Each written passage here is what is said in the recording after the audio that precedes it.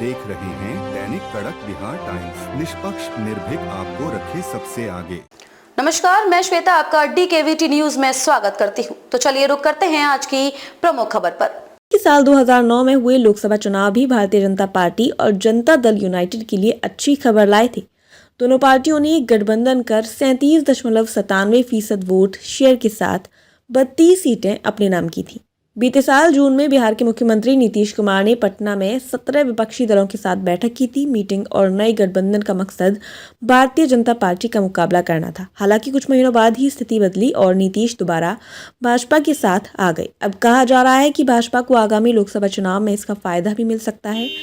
क्या फायदा मिल सकता है? आंकड़े बताते हैं कि जेडीयू को भी अकेले की बजाय गठबंधन में चुनावी मैदान में उतरने पर फायदा होता है। साल 2014 में बिहार की 3 बड़ी पार्टियां राजद, जदयू और भाजपा ने अलग अलग चुनाव लड़ा। नतीजे आए तो जदयू नालंदा और पूर्णिया की 2 सीटों तक सीमित रह गई और वोट शेयर 16.04% रहा, जबकि 2019 में एनडीए के साथ लड़ने पर जदयू को 16, भाजपा को 17 और एलजेपी के खाते में 6 सीटें आई थी। 2019 का वोट शेयर बताता है कि 29 सीटें जीतने वाली एनडीए का वोट शेयर 54.40% था, जिसमें 22.3% का योगदान जेडीयू से आया था।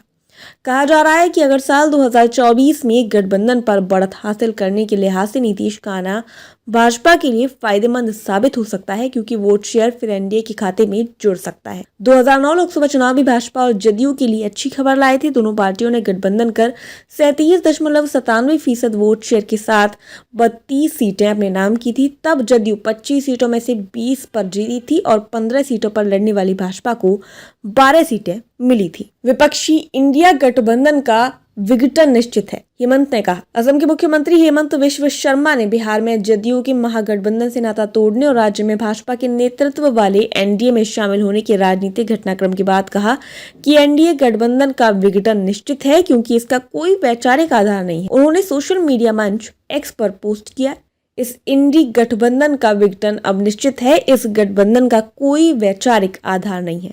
गठबंधन को लगा जोरदार झटका। साल 2022 में बिहार में एनडीए से अलग होने के बाद ही नीतीश विपक्ष को एकजुट करने में लग गए थे।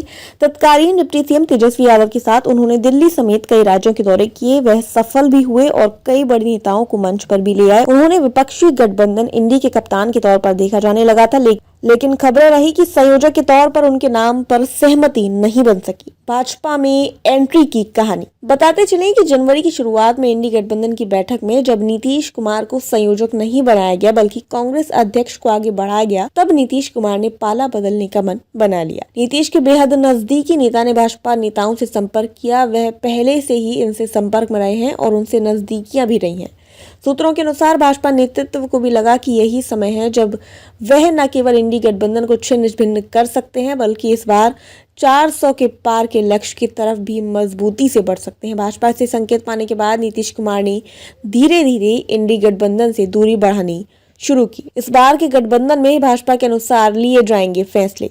सूत्रों के मुताबिक भाजपा का केंद्रीय नेतृत्व ने इस बार नीतीश कुमार से गठबंधन करने से पहले सारी स्थितियों और हर मुद्दे पर स्पष्ट बात भी रखी। पूरी तरह आश्वस्त होने के बाद ही कहा कि अब अगर नीतीश कुमार इंडी गठबंधन से अलग होते हैं तो वह उनके साथ गठबंधन करने को तैयार है। नीतीश को भाजपा के केंद्रीय नेतृत्व से भी बात कराई गई और दोनों के बीच भावी तालमेल का खाका भी तय किया गया। जब सब कुछ तय हो गया तो भाजपा ने अपने राज्य के नेतृत्व को विश्वास में लेने का फैसला किया और बीते 3-4 दिनों में सारी पटकथा को अंजाम दिया गया।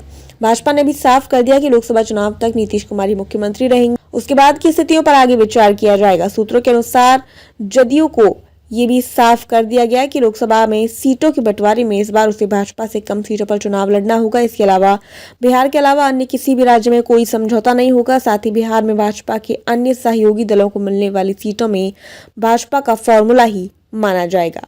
भाजपा की छवि कहा जाता है कि बार बार सियासी साथी बदलने के चलते नीतीश की छवि पर बड़ा असर हुआ है।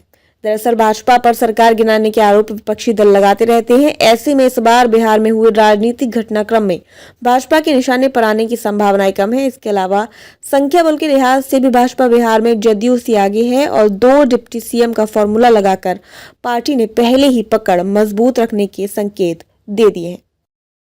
खबरों में अब तक के लिए बस इतना ही। फिर होगी आपसे मुलाकात ऐसी किसी बड़ी खबर के साथ। तब तक के लिए नमस्कार और देखते रहिए DKVT न्यूज।